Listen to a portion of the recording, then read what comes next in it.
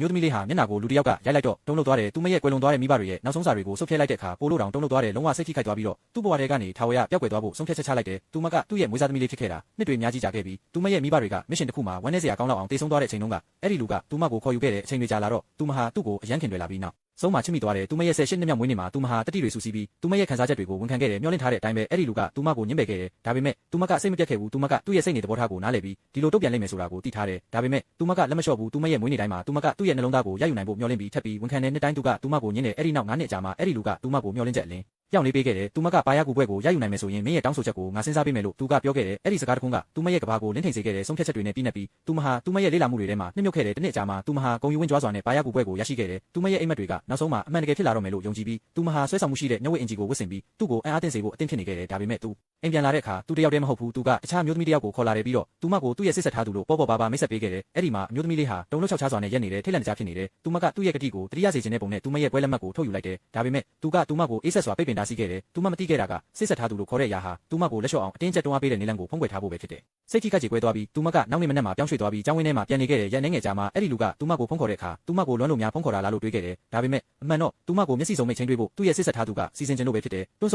ပ်နေတယ်သူမကသဘောတူခဲ့တယ်ညစာစားပွဲမှာစစ်ဆက်ထားသူကအဲ့ဒီလူကသူ့ကိုလက်ဆောင်ပေးထားတဲ့လက်ကောက်ကိုဂုံယူဝင်းကြွားစွာနဲ့ပြသခဲ့တယ်အမျိုးသမီးလေးကချက်ချင်းမှတ်မိသွားတယ်အဲ့ဒါကအရင်တုန်းကသူမကိုပေးမယ်လို့ကတိပေးခဲ့တဲ့အရာနဲ့တစ်ထပ်တည်းပဲအခုတော့အဲ့ဒါကတခြားမျိုးသမီးတစ်ယောက်ရဲ့လက်ကောက်ဝတ်ကိုအလှဆင်နေတဲ့သူမရဲ့နှလုံးသားကနစ်မြုပ်သွားတယ်စစ်ဆက်ထားသူကသူမကိုဝိုင်းတစ်ခွက်ကမ်းပေးပြီးရေခဲပြင်ကိုချိုးဖျက်ဖို့အတွက်ဂါယဝပြုတင်တယ်လို့ပြောခဲ့တယ်အမျိုးသမီးလေးဟာအရက်နဲ့တမတည့်ဘူးဆိုတာကိုအဲ့ဒီလူကကောင်းကောင်းသိတယ်လွန်ခဲ့တဲ့နှစ်တွေတုန်းကသူမမှာတုတ်ပြန်မှုတွေရှိခဲ့တုန်းကသူကအရန်တော်သားထွက်ပြီးအိမ်ထဲကနေအရက်ကိုလုံးဝပိတ်ပင်ခဲ့တယ်ဒါပေမဲ့အခုတော့သူ့ရဲ့စစ်ဆက်ထားသူတို့အပုံရိပ်ကောင်းအောင်လုပ်ဖို့အတွက်သူမကိုတောက်ဖို့တိုက်တွန်းခဲ့တယ်စိုးရိမ်မှုမရှိဘူးတွေဝေမှုမရှိဘူးသူမမျက်လုံးထဲမှာမျက်ရည်တွေနဲ့အမျိုးသမီးလေးကခွက်ကိုမြောက်လိုက်ပြီးအကုန်တောက်လိုက်တယ်သူမရဲ့ခန္ဓာကိုယ်ကတုတ်ပြန်လာတဲ့အခါအဲ့ဒီလူကကူညီဖို့ရွေ့ရလာတယ်ဒါပေမဲ့သူ့ရဲ့စစ်ဆက်ထားသူကမူးဝေနေတယ်လို့ဟန်ဆောင်လိုက်တယ်သူကသူမကိုကူညီဖို့ရွေးချယ်လိုက်ပြီးအမျိုးသမီးလေးကိုတယောက်တည်းခံစားရအောင်ထားခဲ့တယ်အဲ့ဒီအချိန်ကသူမရဲ့လက်လျှော့လိုက်တဲ့အချိန်ပဲနောက်မှာသူမကသူမရဲ့ဆရာကိုဖုန်းခေါ်ပြီးသူမရဲ့မိဘတွေခြံထားခဲ့တဲ့မစ်ရှင်ကိုပြီးမြောက်ဖို့သဘောတူခဲ့တယ်သူမရဲ့မိဘတွေကအာကာတီမှုတွေချစ်ခဲ့ပြီးအခုသူမကသူတို့ရဲ့ခြေရာကိုလက်လျှော့တော့မယ်သူမရဲ့ဆရာကသူမကိုကဘာကထွက်ခွာသွားတာနဲ့တပြိုင်နက်ပြန်လာဖို့လမ်းမရှိတော့ဘူးလို့တတိပေးခဲ့တယ်ဒါပေမဲ့မျိုးသမီးလေးကခိုင်မာပြတ်သားတယ်မထွက်ခွာခင်မှာသူမကသူမရဲ့မိဘတွေရဲ့အိမ်ကိုရောက်လိုက်ပြီးအဲ့ဒီလူကသူမကိုနှစ်ပေါင်းများစွာပြုစုပြောထောင်ခဲ့တဲ့အတွက်သူ့ကိုပြန်ပေးဆက်ဖို့နောက်ဆုံးအချိန်အိမ်ကိုပြန်ခဲ့တယ်ဒါပေမဲ့သူမရောက်သွားတဲ့အခါသူမကသူ့ရဲ့စစ်ဆက်ထားသူကိုသူတို့အိမ်မှာတော်တိုင်းပါတီပွဲကြီးကျင်းပနေတာကိုတွေ့လိုက်ရတယ်ပို့ဆိုတာကတော့သူမရဲ့မိဘတွေရဲ့လက်ရည်နဲ့ရေးထားတဲ့နောက်ဆုံးစာတွေကိုအဝတ်စုပ်အဖြစ်အသုံးပြုနေတာကိုတွေ့လိုက်ရတယ်ဒေါသထွက်ပြီ